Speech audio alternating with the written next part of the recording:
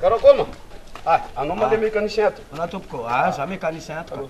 Ana tompoko. Za misy problème izy tomobilinakahy tsy haiko fikirana azo asiky mba tiako zazavanao ily. Ay, bebe totra ramosea. Mbola manano maika be. Tsy meky ndraiky fa mbesako. Eny andaso aty jereko e. Ok. Vary.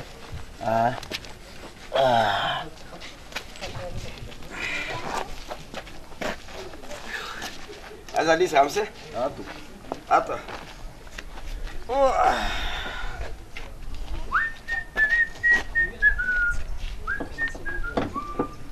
Yes.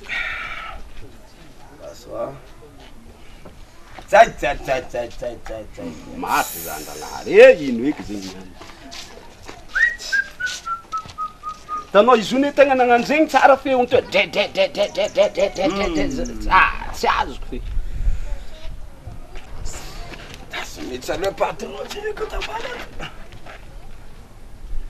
Melike!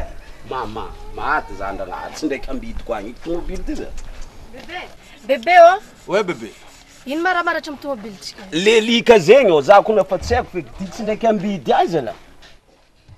Ino raha robaka amin'ny tomobily bébé? Lelika zegny ô, raha zegny ô ko grave. Mbola agnarany pièce simba fo lelika zegny? Tsy haiko zegny doko andafy agny feky ahitavagna zay fa zay tsy hita eto e. Sambako naregny zay feky boka. Tanao le feony tomobily volominy teo kam. Igny raha nambaranza voalohany. Faharoa izy mitsidika ambanao lelika feky. Agnarana pièce vaovao mihitsy ny lelika zegny.